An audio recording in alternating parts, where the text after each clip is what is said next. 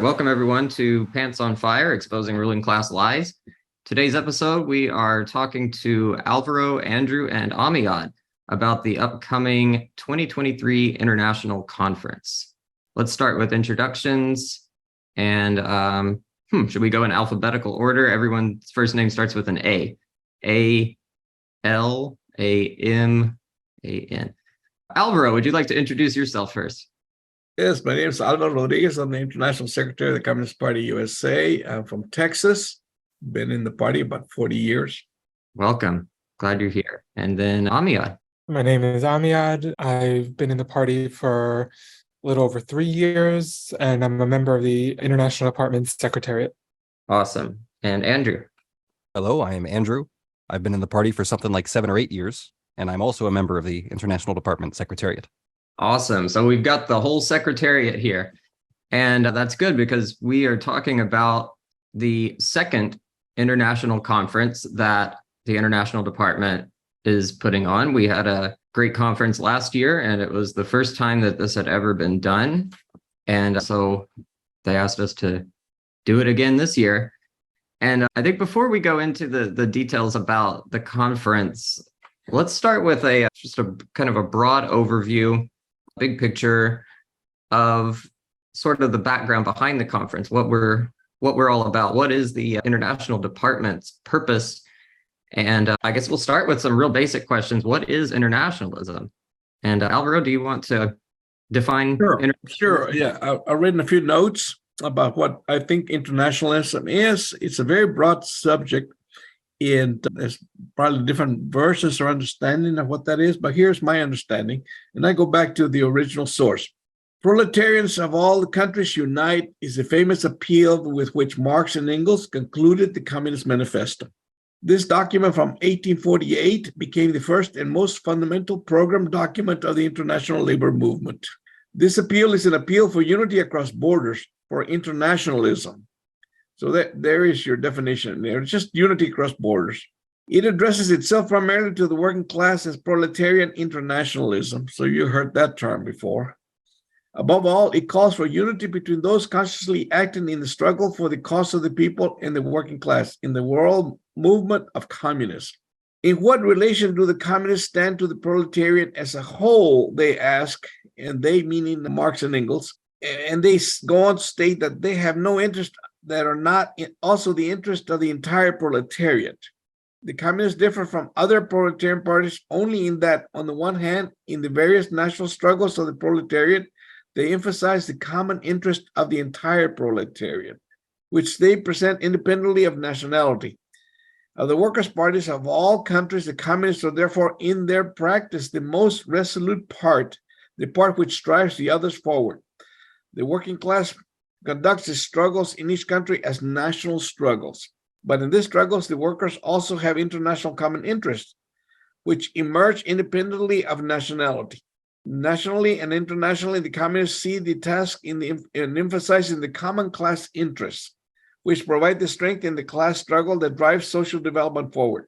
Precisely this class assessment gives insight into the conditions, course, and general results of the proletarian movement. The understanding of the course of the class struggle is also the common thread to the understanding of the multitude of events which make up history. So what is the communist position relative to international war and peace, which is on the agenda today? Communists seek the most peaceful path to a socialist future.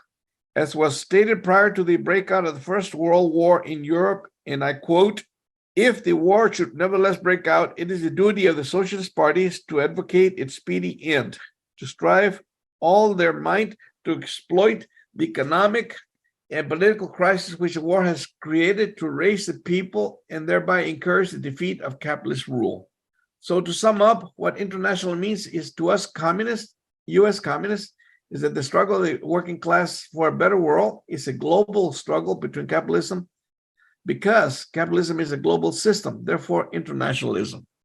That's what I understand from what internationalism means to me, Kyle. Thank you, Alvaro. That's a thorough definition. And I think it's something that a lot of people hear, especially people who are in leftist organizations like the Communist Party USA, and maybe don't always have a solid definition for. So that's great. And then another thing we hear a lot is imperialism. And I know there's some controversy around that word, and lots of sectarian sort of groups that kind of form based on imperialism. What is the CPUSA's stance and definition of imperialism? Yeah, I agree with you, Kyle, that imperialism is also lead to a lot of different concepts of what that is, the word itself.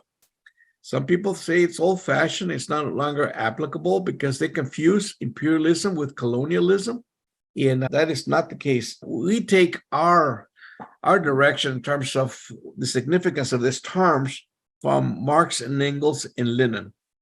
So Lenin wrote a famous book titled Imperialism, the Highest Stage of Capitalism in 1916.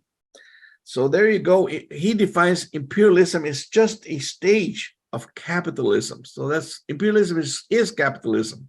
To communist imperialism is the latest stage of capitalism. Lenin goes on to state, capitalism has gone through multiple stages from competitive capitalism to national monopoly capitalism to the national dominance of the banks over production, and finally the dominance of global finance.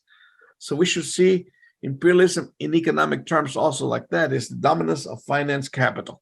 Excuse me. In popular usage, imperialism is the policy of expansion and conquest of less developed countries. As the leading comrade in our party has stated, and I quote, imperialism is not only just a policy option available to the governments of rich capitalist countries, should they choose to use it, though such policy options play an important role in imperialism and in the anti-imperialist struggle. Imperialism is not just a set of conspiracies against poorer countries. The way it's presented is north-south issue. It has in the capitals of the wealthy capitalist countries, which, though such conspiracies also play a role in shaping imperialism. Military intervention in other countries and the vast majority of military bases all over the world are part of imperialism, but only a part. So some people just define it purely in those economic and military terms. And so our comrade goes on to say that imperialism is these things, but much more. To focus exclusively on specific policies and conspiracies is to run the risk of losing the larger perspective of what imperialism really is, where it is going, how it affects workers not only in poorer countries, but in rich countries like the United States as well. And most importantly, what should we be doing to combat it? So it's important to discuss imperialism not only with respect to how it affects workers in poorer countries, in developing countries, but also how it affects workers in developed capitalist countries. In the 21st century, that stage is more advanced now than with only one hegemonic imperialist power in the world. And that's what leads to some confusion. So people think that there's multiple imperialist powers, and they contrast the United States to Russia, to the UK, even to put China even in the mix. But there is only one superpower today, and that superpower, that imperialist power, is the United States. There's no equivalent. Other superpowers in the past have been superseded by the United States. Remember when the UK, the United Kingdom, was the primary imperialist power in the world? More recently? Well, that's in the past. The US became one of the two main superpowers resulting from the Second World War. Remember, the defeat of the fascism in the Second World War resulted in two main superpowers, the United States and the Soviet Union. Well, in 1991, the Soviet Union was dissolved after an internal counter-revolution led by the General Secretary of the Communist Party of the Soviet Union, Mikhail Gorbachev. This resulted in a single global superpower imperialist country, the United States of America. Some may ask, what about Russia, the United Kingdom, the European Union, China, etc.? None of these other countries have the global economic and military control exercised by the United States. Not only is the United States the base of international finance, but the US dollar is also the reserve currency of the whole world. Remember recently when the United States took sanctions against Russia by preventing the Russians from using the settlement system, the SWIFT settlement system. So that demonstrates that thus international controls like that over the currency transactions is controlled by the United States. It's not the Europeans that control it, it's the United States. Hmm. So not only is the United States the base of international finance, but the US dollar is also the reserve currency of the world. We cannot overemphasize that. The US does set the rules of the world through the United Nations, World Bank, International Monetary Fund, all headquartered in the United States. And by the way, the Organization of American States, that's supposed to represent all of Latin America and the Caribbean, is also based in Washington, D.C. And if that was not enough, I'm talking about the economic power of the United States. The U.S. is the single largest military power in the world. That is the case. International debt is the most oil instrument of domination that imperialism has developed. So that's still a big problem. And that has resulted in the formation of the international alliances such as the BRIC nations, Brazil, Russia, India, China, and South Africa. And now they're being joined by other countries. That should be formalized sometime this summer. And much of that is in response to this economic power exercised by U.S. imperialism abroad. So how to struggle against U.S. imperialism? Because it's not enough to know that U.S. imperialism exists and is single power in the world, but how do you struggle against it? That is what we have to, otherwise we get just pessimists. First, we have to work towards political defeat of the extreme right, which provides political cover to the military-industrial complex. This military-industrial complex thrives on unending wars, and that's what we've been having for decades. To fight imperialism, there needs to be calls for reduction in military spending, with savings going to improve public services. So recently we had this crisis of the made-up crisis of the debt crisis. So was there any calls for reduction in the military budget, which is the largest sector of the discretionary budget of the United States? No, there was not. Not from the Democrats, not from the Republicans. But if without a significant reduction in military spending, the effects of U.S. imperialism abroad on developing countries, the effects on these countries, working poor and so forth, is going to continue. Another form of struggle is international solidarity with the global working class against imperialism. And that's part of the reason for the international conference of the party. Also solidarity with the international communist movement. So to summarize on both internationalism and anti-imperialism, the world is in transition from a unipolar world dominated by the U.S. to one of multilateralism where all countries have a place at the decision-making table. These are dangerous times and times of confusion, and that's part of the purpose of our international conference. We need to be clear on the fundamentals of international relations and how to engage in a united struggle against global capitalism at its current stage, U.S. imperialism. A new world is in birth, and we are part of this change. We are seeing the beginning of the end of capitalism, and one can see the horizon of a socialist world. That's my response, Kyle. Obviously, a convoluted, long response to the question of what is imperialism. Well, it's a complicated thing, and we could do probably a whole hour on just talking about imperialism, and we probably over time will with all the different interviews we do. But let's talk about the international department. Since I have the secretariat here, the three of you guys, Andrew and Amiad and Alvaro, are in the secretariat for the international department. What is the role of the international department in CPUSA, and what is kind of the day-to-day work? What does that look like for you guys? Yes, thank you for giving us an opportunity to talk about this. This is very exciting. We're missing one other member of the secretariat, so we have 4 members existingly in the secretariat. So what is the purpose of this international department? All communist parties have an international department. Its primary function is to provide the Communist Party with information and assessment of international issues, right? We're an internationalist organization. It exists to lead the raising of internationalist and anti-imperialist consciousness in our party and beyond. We cannot be successful unless we unite it.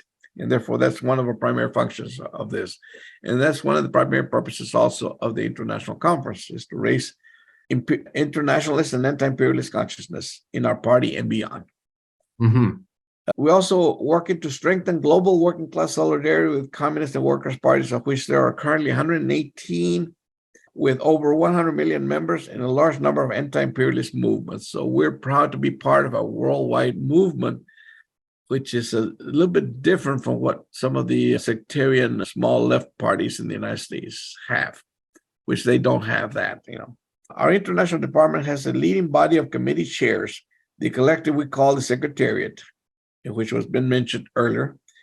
And under each of these committees are working groups responsible for international department work. The committees include communication and publicity, exchanges, this means solidarity, fraternal exchanges, and then education and technology, of which international conferences are part of. Any other questions, Kyle? Well, I think maybe Amiad and Andrew can chime in a little bit and talk about your roles in the international department and kind of what the day-to-day work looks like. Okay, so I'll go first, I guess. So the committee I chair is the Communications and Publicity Committee. We have a few different responsibilities, one of them being communication with our fraternal parties around the world. This includes more formal communications like congratulations for a party congress or major events, a historical anniversary, things like that, but also communicating about specific programs, finding contacts to organize delegations or joint educational programs together. So yeah, a lot of communications with our different fraternal parties around the world. And we also, on the publicity side, create a lot of content to share on social media and hopefully for districts and clubs of the party to share that cover anti-imperialist, internationalist topics. We manage the international department's social media. We create articles. We create content for the website, create content for People's World, the CPUSA newspaper, to again further publicize the anti-imperialist, internationalist message. And it's one of the great honors of my life that I get to take part in this role. I think one of the most important aspects of being a communist is the internationalist side. The reactionaries like to divide us. They tell us love your country, nationalism, be xenophobic, foreigners are bad, China's evil, Russia's evil. But in reality, the working class American has more in common with the working class Chinese or Russian person than they do with the billionaires on Wall Street. And working towards that unity and working towards teaching people about that unity is really an amazing honor. And I'm very grateful every day to be given the opportunity to work with the International Department of Communist Party USA. Awesome. And Andrew, also, what is your role like with the International Department? What types of work do you do? So the committee that I chair is called the Committee for Technology and Education. It has a dual purpose, part of which is internal technology management. So we do things like managing the redworldreview.org website, database management, the kinds of software that we have to use for mass communication, so on and so forth. And then the other part is education, which is putting on international department webinars. It wasn't that long ago we put on a joint webinar with the Communist Party of China, for instance, on China's relations with developing countries. That's a major part of our work. And also, as Alvaro said, the international conference. It might seem at first like these are two very disparate and distinct areas of responsibility, but we've discovered through practice that actually they're very closely interlinked. So this is a kind of a major responsibility for the international department. Of course, all three committees are essential to our work. And so let's get into it, because the conference falls under education. Obviously, we are at so much of the work that everyone in the Communist Party does is about education.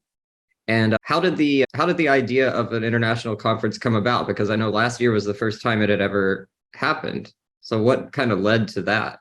Well, I think Alvaro might be better to talk about this, but from my perspective, I remember an international department meeting where Alvaro had suggested the idea broadly, said we would like to have an international conference and ask for volunteers.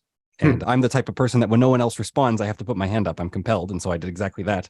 And I was quite surprised a month or two later when Alvaro said, okay, Andrew, get started. It's your project now. So that was my experience. But I think broadly speaking, the international conference actually serves a dual purpose. Number one is to promote internationalism and anti-imperialist awareness within the party. And number two is also outside of the party. So we want to engage in the construction of this broad united front against the extreme right, as outlined in our party program. And part of this means internationalism, as Alvaro said, proletarian internationalism. The working classes of the different countries have more in common with each other than with any ruling class anywhere, particularly the billionaires on Wall Street. So the International Conference brings us together and gives a platform for the voices of our fraternal parties around the world. As Alvaro said, there's 118 fraternal communist parties in the SolidNet organization. It also promotes this awareness to the general public and to our own membership. It's also important to remember, it can be easy to forget when you're working on the local level in your club, wherever you are, that you are part of a larger movement. It can be easy to trick yourself into feeling like you're some isolated group of just a few people in your local town or city. But the reality is that that club is a unit of the state organization, which is a unit of the national organization, which is a unit of a world movement with more than 100 million members. So the International Conference really is a celebration of internationalism, as well as an attack against U.S. imperialism and an affirmation of our responsibilities in that regard as the Communist Party in the imperial core. Do other communist parties in the world have international conferences also? Not that I'm aware of. The only other meeting I'm aware of course, is the International Meeting of Communist and Workers' Parties, which is held by the SolidNet organization as a whole once a year. The last one was held in Havana and was attended by our co-chair, Rosana. I believe that was the first episode of the Pants on Fire podcast, right? That was. Yeah. There are other large meetings of communist parties, not necessarily as formalized as this conference. This year there was a large meeting hosted by the Communist Party of China that included also non-communist parties, but it was general leftist parties. There was a meeting held by the Communist Party of Israel to discuss when the Israeli military attacked Al-Aqsa, to discuss the situation there on the ground and what the party was doing.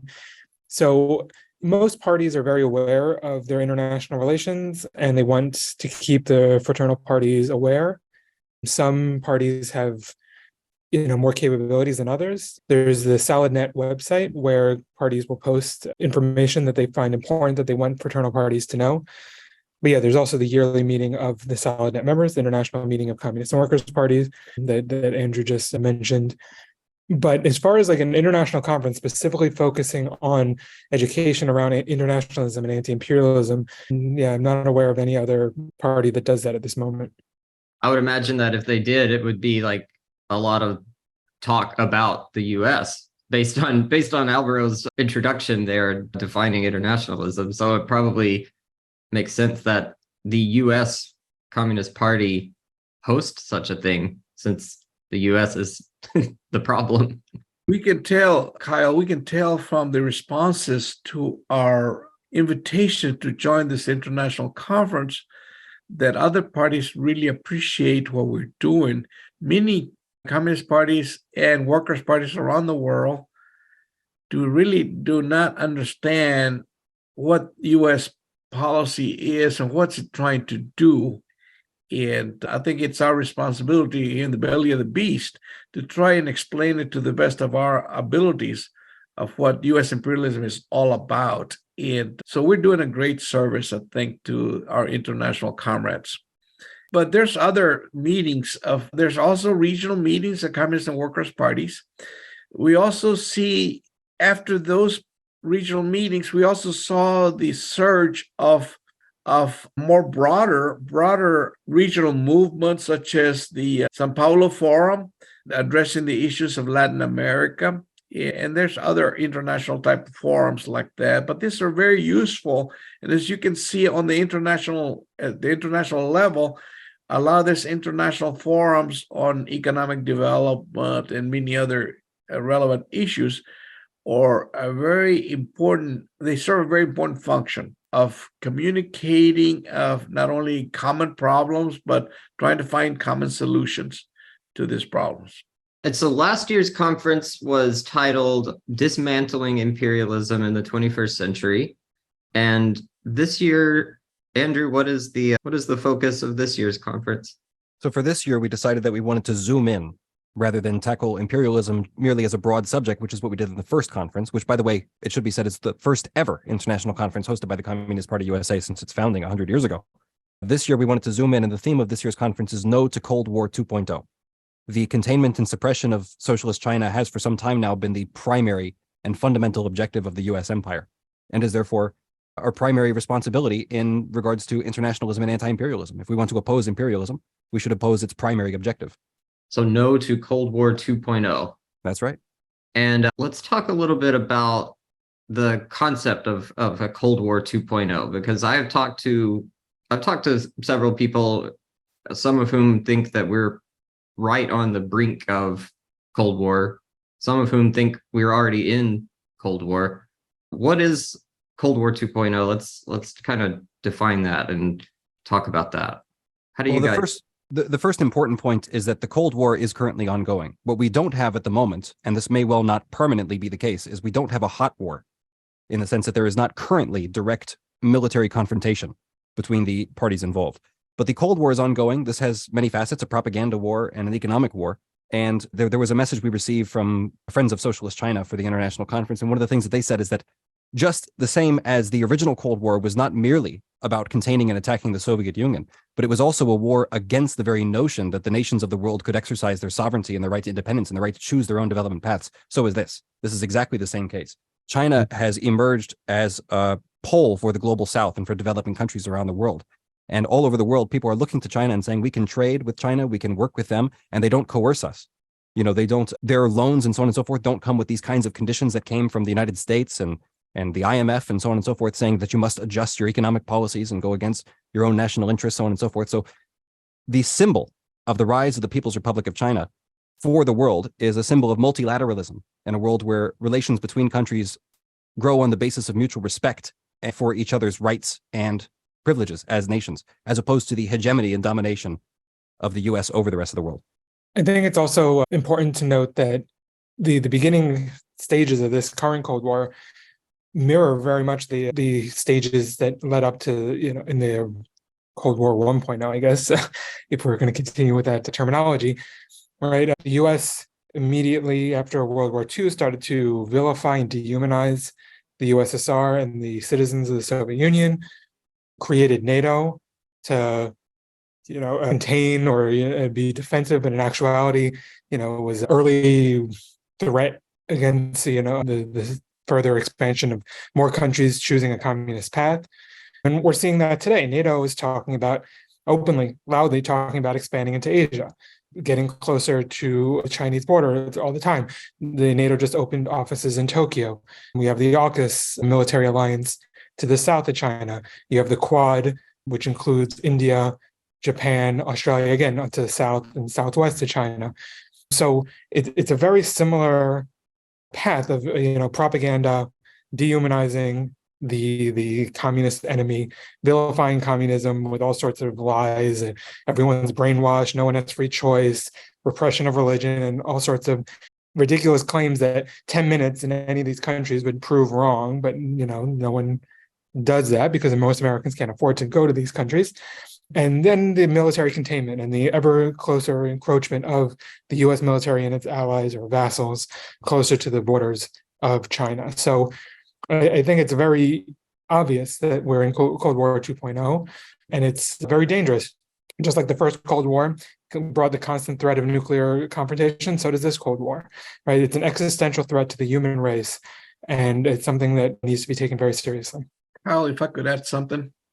Sure. This Cold War that's ongoing right now is a continuation of the Cold War that was exercised against the Soviet Union. So it's meant to contain socialism in the world, and especially strong socialism, like it's happening right now in China with very high economic development and other forms of development, technology, and so forth. So this is a potential competition, certainly between the United States and China, but mostly it's about socialism. I think people forget that sometimes. It's not about great power politics. It's about socialism. And the concept of containment, which is what's being exercised today, comes back from the 1940s. When this policy was generated against the Soviet Union, and now it's being used against China. And the war that's going on in the Ukraine, this proxy war, is part of that effort as well. Eastward expansion of NATO. And Amiad already spoke about the expansion of NATO into the Indo-Pacific region. And this is all very dangerous and fraught with potential hot war. And so some of these fraternal parties that we communicate with through SolidNet and through conferences and webinars like these are communist parties that have been, I would say, victims of the US imperialism and some of these Cold War tactics. Obviously, we have a close relationship with the Communist Party of China and Vietnam. I know I've talked to Amiad about Vietnam. And so what do we hear from them through our communications with them about the escalation? How close are we to a hot war? Anybody want to take that? That's a scary question. Yeah, we're too close, and so we have to do everything possible to oppose this path towards war, and even if it's because of an error. I think the policy of the Biden administration is to take it to the brink. That's their policy, is to continue this confinement from an economic and in other ways to confine the rise of China and to contain Russia. And but to go to the edge and no more, but it's a very fine line when you get that far, and any mistakes could lead towards a hot war. So this is very dangerous type of policy. And I think right now, for instance, the United States is upset that China does not want to receive U.S. assurances that the United States does not mean to go to a hot war, but these are idle assurances that do not conform with the reality on the ground. And so the countries like the People's Republic of China sees an incongruency between the words and the actions. And so they're reacting to that. I think the other thing that I wanted to mention, Kyle, in respect to the focus, well, let's not get off on the subject of the Cold War, because we also want to promote the upcoming peace conference that's being sponsored by the Peace and Solidarity Commission of our party, which overlaps with the International Department, but its primary focus is on peace, helping to grow the peace movement in this country, which is quite weak at the moment. The peace movement in this country has been quite strong in the past, particularly around struggles like the Vietnam War, opposition to the Vietnam War, and the war against nuclear weapons.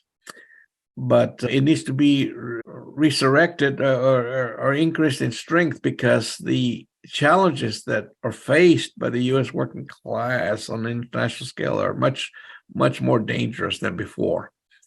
So there will be a lot of emphasis on the upcoming peace conference that's been organized in the fall of this year, in November, I understand. And we'll be hearing a lot more specific details about that international conference.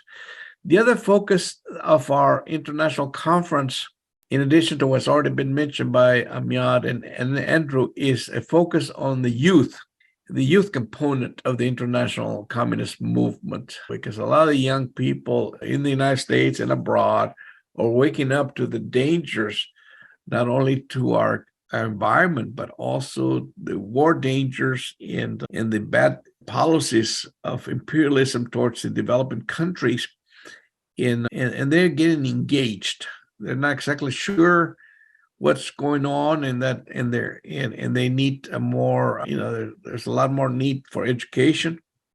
But they're definitely, you can see a trend right now. You don't have to be an optimist to see the trend, that the trend is towards the left by young people in this country.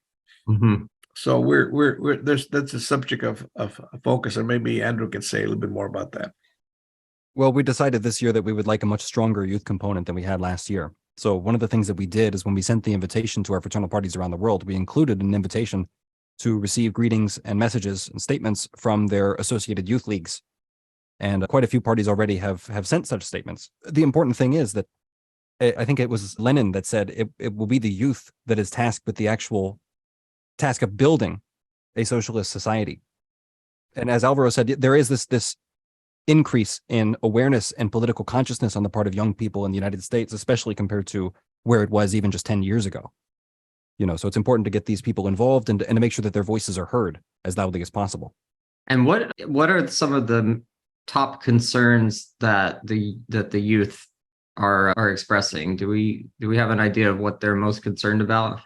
I think they're concerned about economic security. I think they're concerned about poverty. I think they're concerned about the existential threats that are facing us, like the threat of a potential nuclear war, the threat of climate catastrophe, which is being wrought by capitalism and U.S. imperialism, the kind of greenwashing that goes on where the pollution of the U.S. is outsourced to developing countries so that we can blame them for it instead. These are existential crises that threaten each of our lives as a collective species, and also, the lack of living wage jobs and so on and so forth, which especially affects young people, I think is pulling them more and more towards our movement and understanding of the nature of capitalism and imperialism.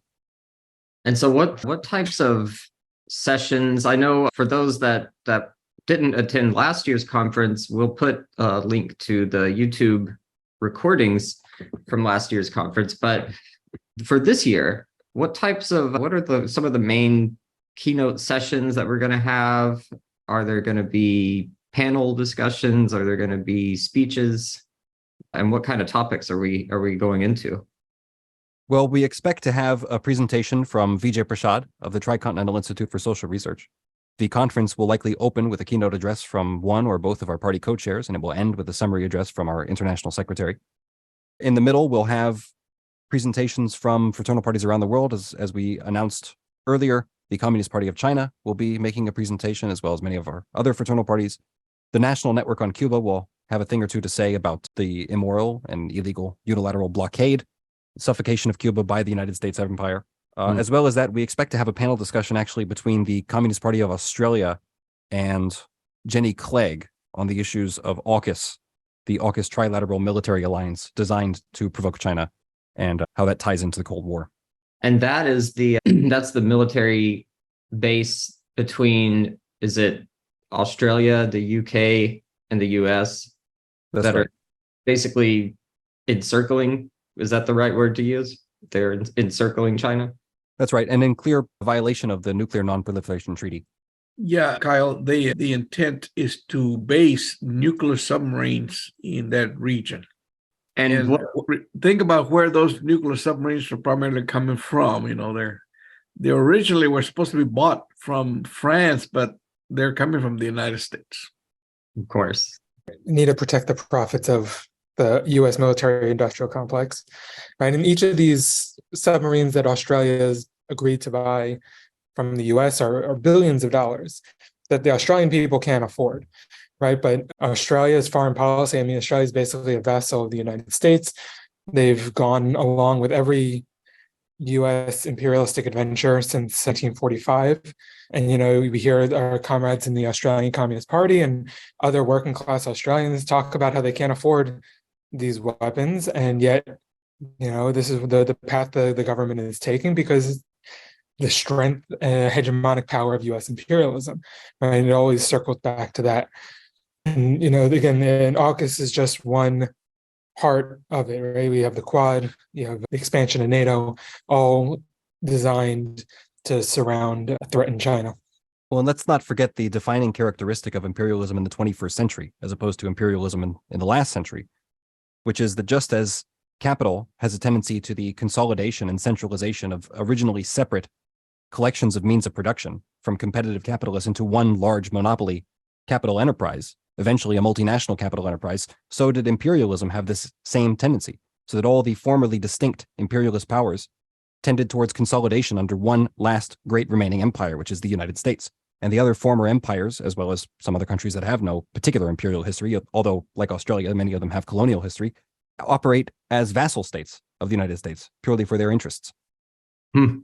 That's a really good point, that it's like mergers. They've all just merged, just like a company merges with another company. Amazon buys out some small business. That's like the US. We're the Amazon of warfare and economics. Someone recently told me, no free country has foreign soldiers based on it, right? And look at NATO, look at Australia, look at Japan. Germany has as many more U.S. soldiers than most U.S. states. Japan as well, Australia. And it's just these countries are basically vassals of U.S. imperialism. As Andrew said, it's consolidation of global imperialism under one hegemonic leadership. So when did this? Somebody described it, Kyle, as occupied countries. So they are occupied. And the United States wants to make it appear like the European Union and others are actually independent actors. They're not. They're occupied countries. They've been occupied since the Second World War, and they continue to be integrated with the U.S. imperialist interests, and there's nothing independent about them. So when they go, they're expanding NATO. They're building these bases. They're putting these submarines over there. What justification are they using? Like, what is the U.S. saying? Is this just another one of those protecting our freedoms, or what are they? How do they justify this? Well, the United States recently struck a deal with the Philippine government to establish a number of new military bases on top of the ones that already existed there. And what was said to the Philippines and what was said by the Philippine government to its people was that this was for the protection of the Philippines against external hostile actors. Of course, our fraternal party in the Philippines, the PKP in 1930, made it very clear that the external hostile actor in question is the one that is turning their country into a military barracks rather than some other power. A common myth of the ruling class is that our way of life, the way they put it, our way of life is being threatened by countries like Russia and China and other countries. And so the defense of democracy is the way they're posing it. It's a defense of democracy and our values around the world, which is all a lie. It's a ruling class lie. And I'm glad that Pants on Fire is exposing some of these lies, because some people believe them. They want to believe that it's true, but it's not true.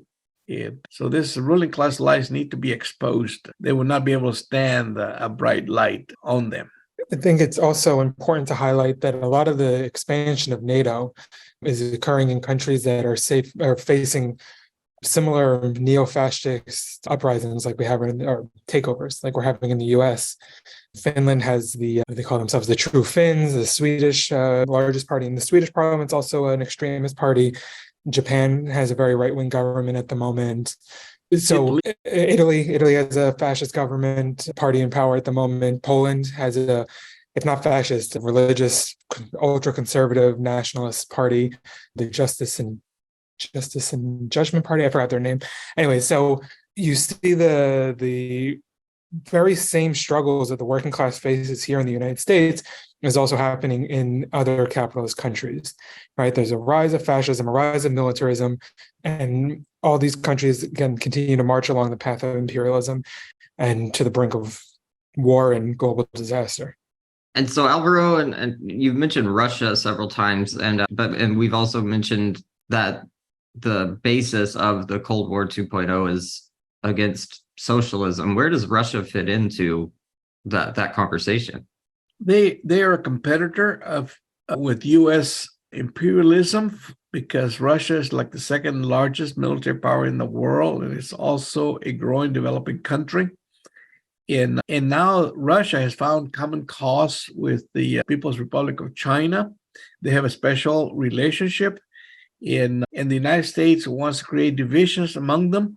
Keep in mind that the reason that China was not attacked in the more recent past is because the United States had a strategy, and their strategy was to use China against the Soviet Union to divide the two largest socialist countries in the world, with the intent of giving capital and influencing the direction of the society in China towards capitalism.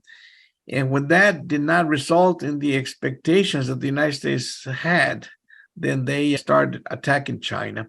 So the reason that Russia is being attacked, in summary, is because it's allied, just like many other countries around the world. They're allying together against the oppression of U.S. imperialism. So they're the countries that are aligning themselves with China versus the countries that are part of the U.S. imperialism bloc. That makes sense.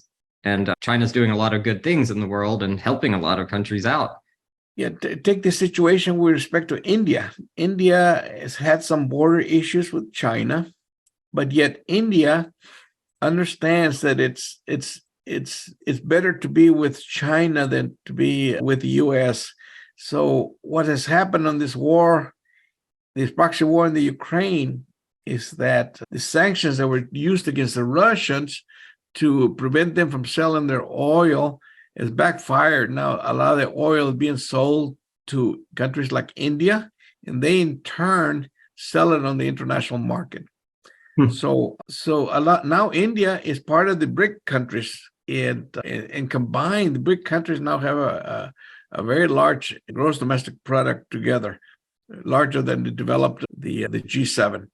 So many countries are coming together because they see that the United States has just brought war to, and conflict to the regions like the Middle East. So many countries in the Middle East are now joining the BRI, which the initiatives that were taken by China with respect to international economic development in the Belt and Road Initiative. And they're also joining. For instance, recently China was able to use its influence in the Middle East to create a peace between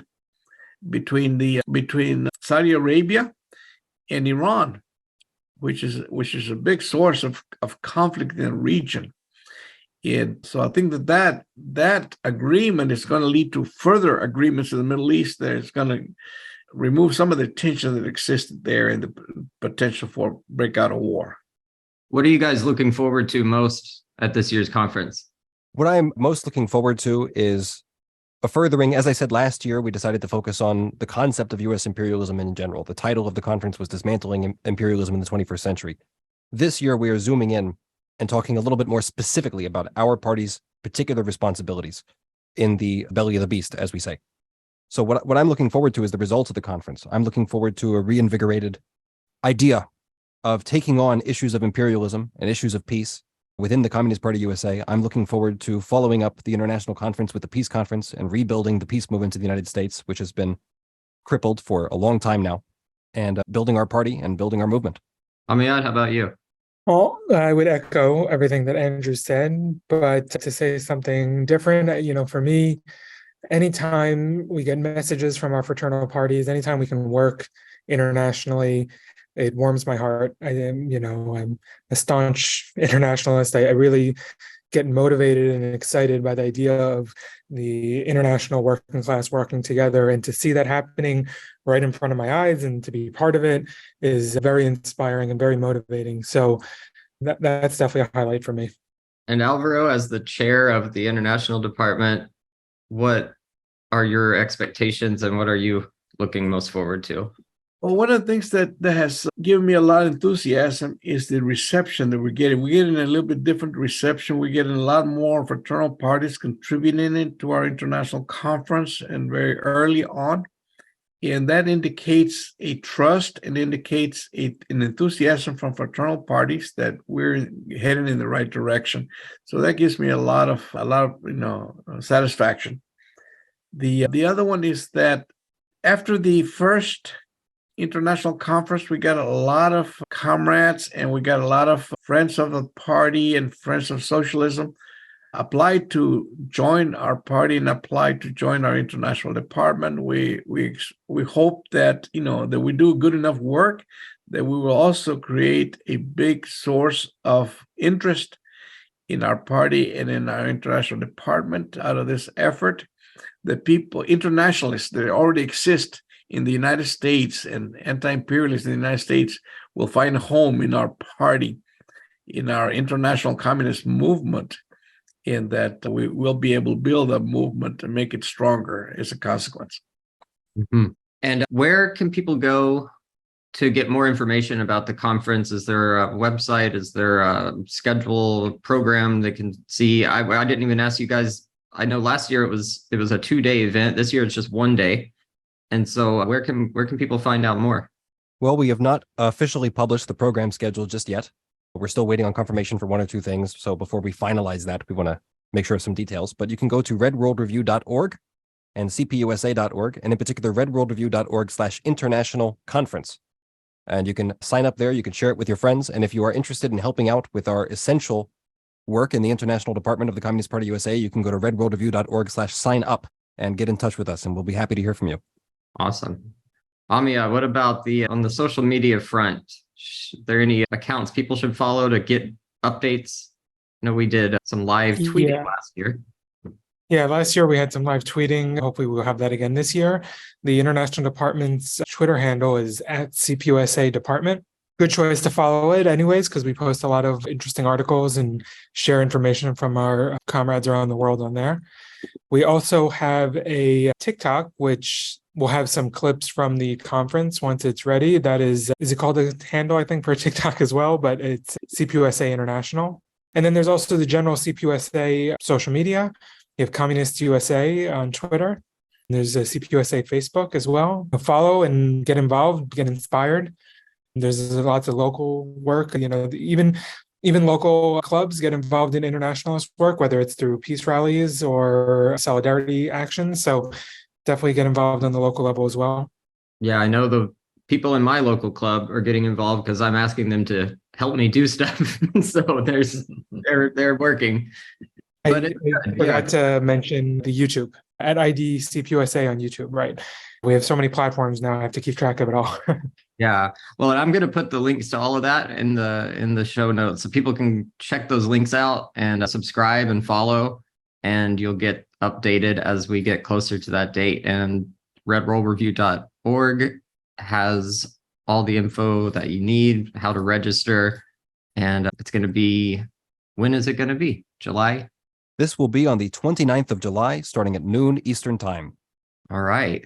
So in the meantime, between now and then, listeners can go and register, and they can also go on the YouTube and check out some clips from last year's conference.